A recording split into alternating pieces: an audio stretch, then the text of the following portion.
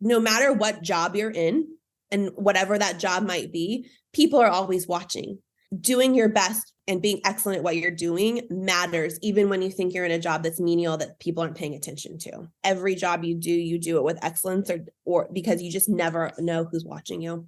So I am super excited today. We just had Kate Jerkins, who is the Chief Business Officer and Second in Command for Uncle Nearest Premium Whiskey, as a guest on the Second in Command podcast. You're going to love her ideas that she's sharing, the passion she's sharing, the history of the brand Uncle Nearest, and also really how they've built out the organization. She was employee number one. They've got well over 100 employees now in a business that has raised well over, probably, I would guess, 100 million. I don't know the exact number because they wouldn't disclose, but my guess is over about 100 million because they've got 50 million just in the distillery side of the business alone. Super interesting how they actually had to scale the organization during COVID as about a 7-year-old business and the bobbing and weaving that they had to do. Kind of her passion around the core values and the culture side of the business too. So hope you really enjoy the podcast today. If you do, make sure that you like it, share it with your friends, and subscribe, but we'll see you on the inside. Hey, Kate, welcome to the Second in Command podcast. Thank you so much for having me. Yeah, really looking forward to learning a little bit more about your story and also learning a little bit more about the business as well. There's something that's kind of cool about the business that you're running. I mean, first off, I think you're the first alcohol brand that we've actually had on the podcast. And I don't know why, I got to go out and grab a few more for sure. But then you've got the name Uncle Nearest Premium Whiskey. So what the heck does that mean? Yes. Well, Uncle Nearest is actually the first known African-American master distiller. And he was distilling whiskey in the 1800s in Tennessee and was using a filtration process, which is now known as the Lincoln County process, to filter the whiskey through the charcoal from sugar maple trees. Now, that process today, known as the Lincoln County process, is what distinguishes Tennessee whiskey from Kentucky bourbon. That's interesting. I was going to ask you about that. Okay. So his process, he was an enslaved man who'd been brought to a farm that was on our previous bottles. You can see the Dan Call farm. And he'd been brought there specifically to make whiskey for this preacher, Dan Call. And over the course of time, ended up being a mentor to others. And we really wanted to honor his story. When our founder heard his story about June 2016, no one had ever heard of Uncle Nearest. And it became her life's mission to make sure that the world knew who he was and that without him, there was no Tennessee whiskey. He really is the godfather of Tennessee whiskey. That's super intriguing. Okay, so we've got, bourbon and you've got scotch and you've got whiskey. Are you like a rye whiskey, which is the Canadian whiskeys, or are you different? No, so Tennessee whiskey is essentially, it falls in the category of an American whiskey, and it has all the characteristics of bourbon. So there's like very strict, guidelines for bourbon. Must be more than 51% corn. It has to be aged for a minimum of 2 years in new American oak containers. So there's all these like little pieces. So Tennessee whiskey follows all that. But in order to call yourself a Tennessee whiskey, A, you've got to be made in Tennessee. B, you've got to be using this extra filtration process, which adds anywhere from like 6 to 12 weeks, if not more, to the process, because you're cutting down trees, burning them, creating charcoal, and then filtering the distillate through that charcoal. That's super intriguing. Okay. Now you said something to me funny before we went live as well. And your primary drink of choice is Chardonnay. So that was my first, when Fawn, our CEO, and her husband, they'd sent me an NDA and I was learning the story, and they called me and they're like, so this is what we're going to do. And I distinctly remember I was actually in the car with my brand new son, and I was like, yo, this is great, but I drink Chardonnay. Like, what do I know? So I learned a ton. I was a history major in college, and the history of whiskey and bourbon in this country, and how responsible or how much they played a part in building this country, the history with slavery and everything. And it was so fascinating to me, and started to just kind of add to my collection. I love our whiskey. I love trying other whiskey. I like whiskey cocktails, but I grew up in Sonoma County, California. So I grew up with wine. I still drink my Chardonnay. I still give my whiskey some love as well, for sure. But I love that you're so kind of geek out on the history side of things, which is where a lot of the culture of the organization comes from as well, right? So you really kind of bring that into the organization. It's funny though that you mentioned that you're like, oh my gosh, I drink Chardonnay. Years ago, Simon and I have been friends for over a decade. He was on our board of advisors probably 4 years before he wrote his book, Start With Why. And I remember Simon calling me up one day and he said that he'd just landed the Archdiocese of New Hampshire, the Catholic Church, as a client. I'm like, but you're Jewish. He goes, I know. He goes, I was in the meeting and they said, are you Catholic or whatever? And Simon said, I have faith. I'm like, that's amazing.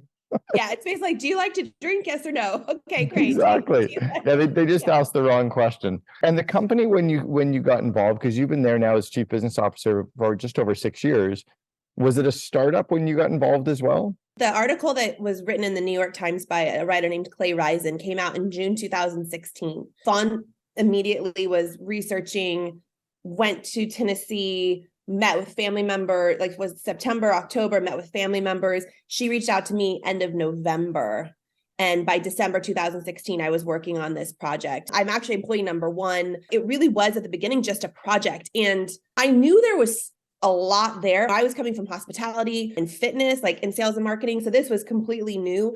And the dynamics of this business are completely different than anything I'd experienced before. I wasn't entirely sure like how deep I was going or what was going to happen. But yeah, I was employee number one. We were still looking at bottle shapes and labels and meeting with branding companies. And like, I Wow. mean, I was in some of those original meetings where everyone's just, shooting the shit and like figuring out what we're going to do. I think back to those times and being like, God, I had no freaking clue what I was going on still, just taking it all in. But that's a core thing that the COO or the second in command of a really early stage company has to be good at, is not to be great at one thing. When you're Right. so good at one thing, it's impossible to then manage all the other stuff that you think you need the experience for, that sometimes it is just a gut check. I remember being the COO at 1-800-GOT-JUNK, and I came in as the employee number 14. I left, we had 3,100 employees 6 years later, but we were picking the colors of the company. And I'm like, I thought green and blue were terrible colors for Got Junk. And I wanted red and blue. So you lost that debate though, huh? thank God, because I didn't realize at the time that blue and green were going to be the colors of recycling and of the earth. And I was like, Right. oh shit, that makes Yeah. sense.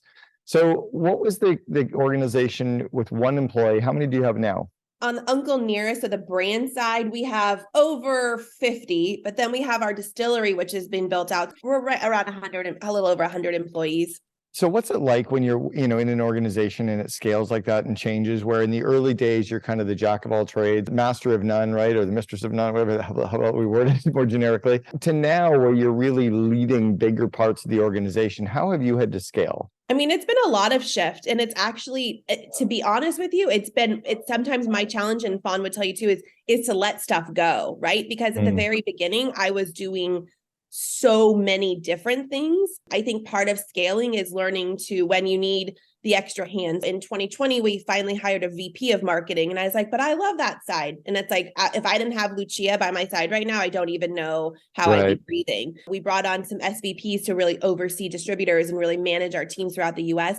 If I hadn't done that, I don't know how I would be breathing. So those were the kind of toughest parts for me to realize. We had to add people for all of us to be successful. But I also had to understand that doesn't mean I was not doing the right thing. It was like, in order for us to continue to grow and to thrive, we needed experts and we needed other people to help us. That's actually such a common thing. At one of our last COO Alliance meetings, a lot of our members were talking about that same idea. In terms of letting go and bringing these senior people in, what's the first shift that you had to go through in the mindset to be okay with doing that? And then secondly, once you're doing it, can you walk us through the step-by-steps of how you bring in somebody great and how you bring in someone senior into an existing organization? So distribution on the liquor side is pretty interesting. So if this is a 3-tier and 4-tier system, and every single state has a different law about liquor, and you have to hire a distributor in every single state. Our current partner, RNDC, handles 30 plus states. So we contracted with them, but then we still had to set something up in every single state. And while doing that, that was a big challenge. Myself, Fawn, and Steve, who was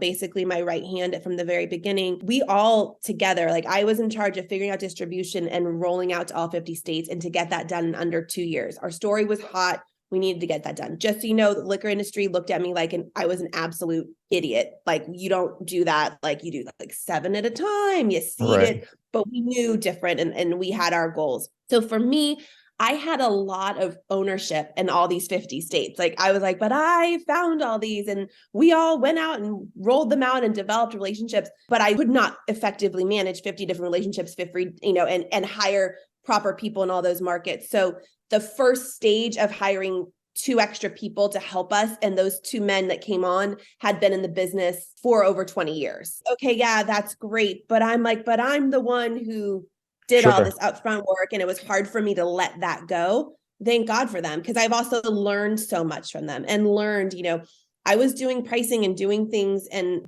I think a great job, but there was other things that could have been done differently and better. And they knew some different buttons to push. And so that was kind of phase one. In 2020, when we were all forced to sort of sit still for a little bit, in many of the markets that we have, like in California, like I had team members that couldn't be out in the market at all, just with all the laws and the things that were happening. Wow. We had a pause and we spent a lot of time developing marketing. We read, myself, Fawn, and Steve, who is now oversees our venture fund. We read a book called How Brands Grow and had a lot of conversations about our brands and what we wanted to do. And we were able to spend a little bit of that pause time on really like developing branding and marketing. And that was the moment where it was like, we need another person here to help us do all that. That part also was hard for me because I was like, but I've been doing this. We took our time. We asked, we had some people really help us. We had our team members go out and sort of look for appropriate people to fill that VP of marketing role. We went through a pretty rigorous process. And I would say the person we hired, Lucia, I can't imagine doing this without her at this point. I didn't realize how much I needed her until she started. And I was like, oh, yes. And Wow. We've been able to do so much more in the programming that we can do. And we were doing everything right, but we were able to do everything even better. Even better. Yeah. How are you funded? We have investors, right? So Fawn did an original round at the beginning, and then she does all the fundraising. We have very loyal, incredible investors. We're privately owned. She still is, the majority shareholder, all that good stuff. So can you speak to how much you raised and how that has changed, or has it changed the organization at all? To be honest with you, don't have those numbers off the top of my head. I'll say this, it's an expensive business to be in. Like I just talked about, like the nuances of bourbon or whiskey. Okay, so it has to age a minimum of 2 years, but really out in this market, it's 4, right? So when you launch a business like this, you have to buy product. So we launch with source products. So that's a lot of product to acquire. The American whiskey market is very hot right now, and there is not as much supply as there is demand. So that's an expensive undertaking.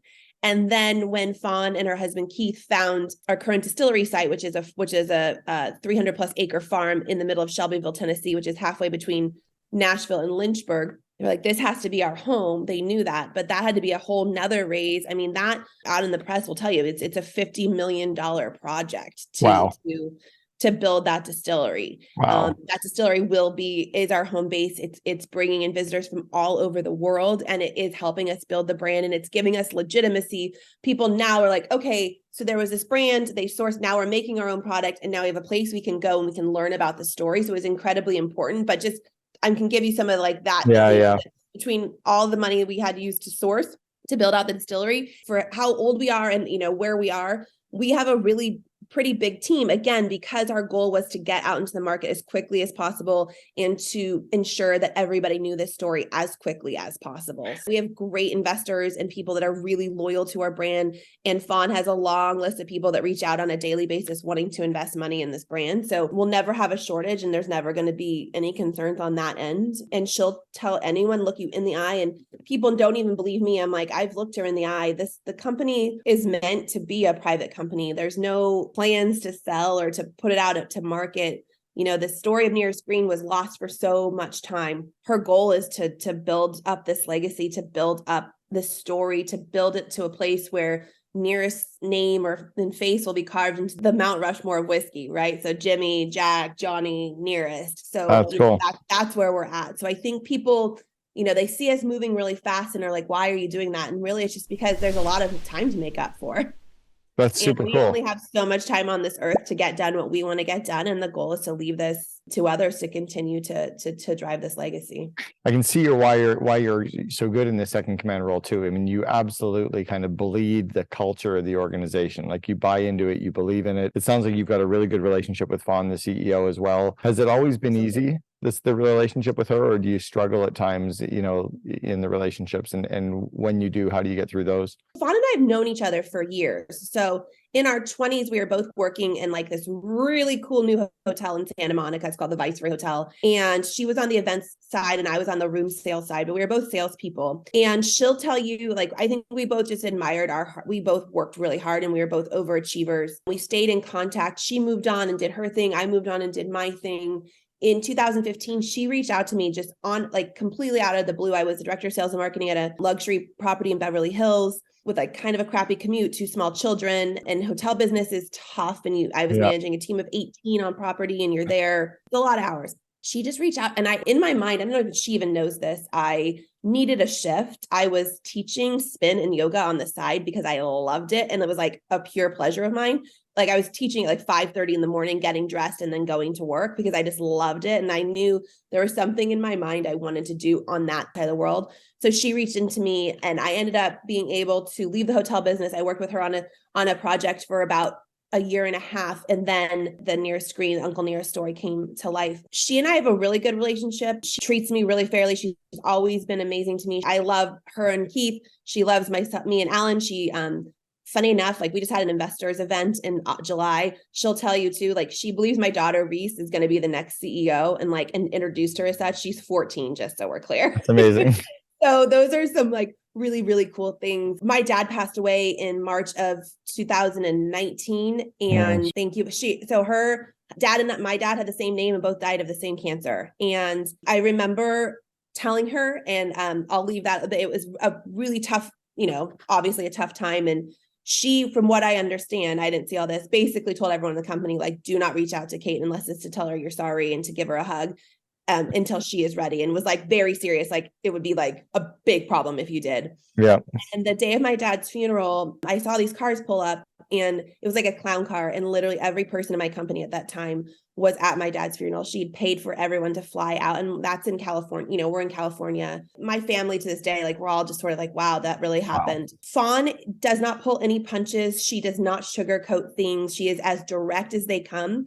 And that doesn't work for everybody. It works for me now. And she and I have had to have conversations, and business is not personal. Like there's got to be a separation. And I think for me, growing up kind of like as a people pleaser and somebody who doesn't want anyone to be like mad or upset or whatever, directness was not always easy for me because it feels like, oh, are they mad? But she's not, right? Like, it's like, if she's telling you something's not working or she needs something, she's just direct about it. And I think it takes a lot of learning for people. I've learned that. That's how our relationship continues to evolve. And there are moments where it's like, I'll text her and say, can I just run something by you? And maybe I read something she wrote, or we were having a conversation and I didn't really understand her point, and I can think about it, and then I'll call her and be like, can we have this conversation? I just want to understand. And I've learned a ton from her. Building this business has not been easy. Those first few years were really tough. They were tough, but also like I was learning so much and it was so amazing. And you're seeing the recognition of everything happening, but behind the scenes, not knowing 100% what I was doing all the time was pretty tough. How do you kind of work through those stages when you don't know what you're doing? Is it just fake it till you make it, or is it? Sometimes it was fake it till I make it and just stand on like, yes, I know this is what we're going to do. There were people that I think believed in the story, believed in me, and believed in the passion of all of it, and would sort of become like mini mentors. Some of those people aren't even in the business anymore, but there were people that would try to help. There were also people that wanted to like pat me on the head and be like, it's really cute that you want to do this, but this is not going to work, or whatever it was, so those guys I pushed aside. I think one of the things that's important in this business is I wasn't interacting with any women. A lot of what was happening was men, a lot of white men and a lot of men that have been in this business for a really long time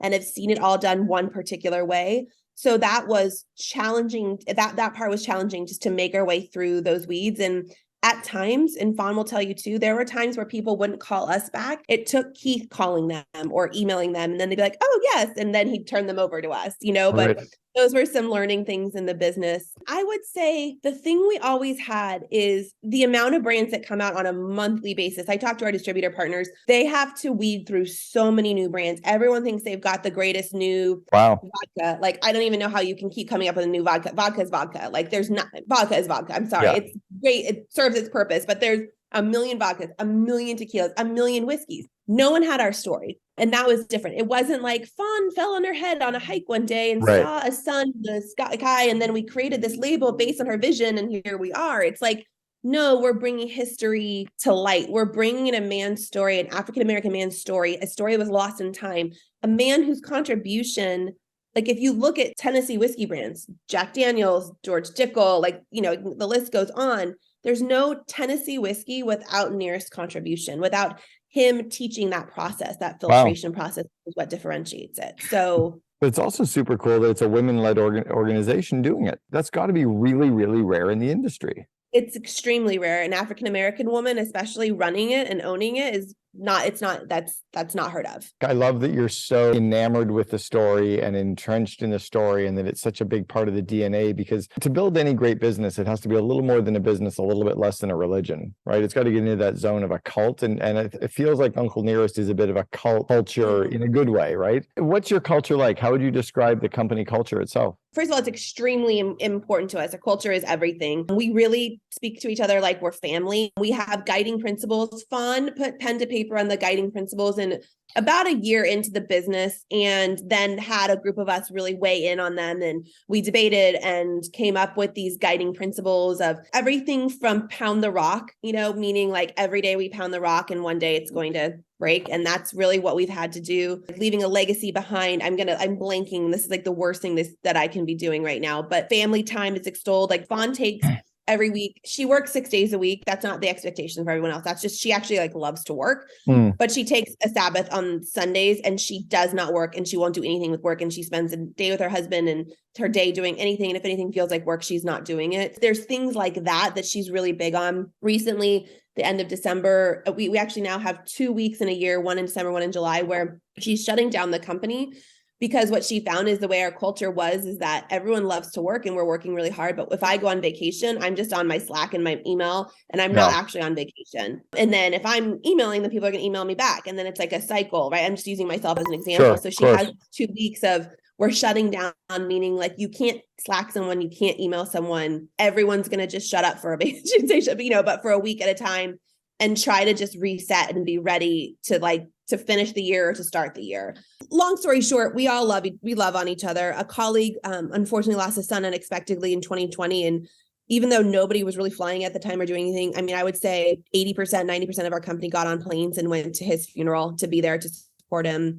And then, we'd all been like, we're going to be really strict, masks on, like no touching, everyone in their own aisle, when we're on the bus. And, within 5 minutes of that, everyone's like, I haven't seen you in so long. I missed you, kind of thing. So it really is a family-like culture, but we all also just work our asses off too. How was it for the organization during COVID? I mean, we're 2.5+ years ago that it kind of hit. You guys were really in the almost launch phase of a business. How did you adapt? What changes did you have to make? How did you get through it? A lot of the people we had hired at the time, we had hired really to help us build our business through the on-premise, which we call like bars and restaurants. And so that was what was hit the hardest. So there was a lot of pivoting to having to go out and really support and make sure we had our footprint. And we already had been, but we were focusing so much on bars and restaurants. We really focus in on the off-prem, which is like the stores, grocery stores, and then really dialing into e-commerce and making sure, we actually launched selling online. So we were ahead of the game, I think, versus a lot of other folks. All this new e-commerce really emerged and grew. And so we really had to get in there quickly. We evolved our digital marketing strategies quite a bit.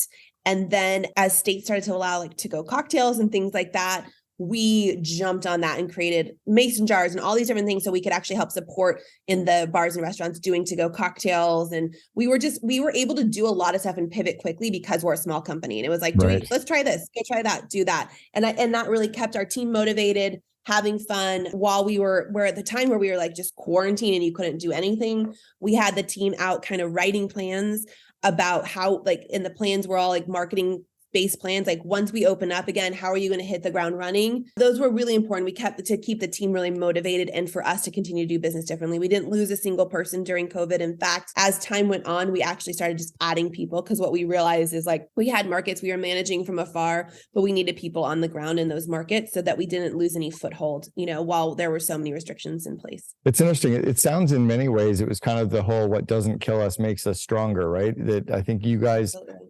sounds like we're entrepreneurial enough and could bob and weave and adapt. Do you think that there were some really big strengths that came to your organization because of COVID then? Like, did it actually set you up for some of the success you're having today? So I was in Los Angeles. So Friday the 13th, I'll remember, is when I got the email, like, come get your kids, 2 weeks. The mayor of Los Angeles is on the radio saying, let's stay home from bars and restaurants. And I'm like, what a jerk. Like, don't do that to our industry. Like, why would you do that? And I'm telling my kids, we're going to go to restaurants. We're not we're going to support, then over the weekend, you get to Monday and it's like everything's shut down. And, within a week, it's like just changed so much. And I think one of the things that was incredible for our company is Fawn that Tuesday got an all company call and said, everyone's jobs are safe. We're good. This is what we're going to do.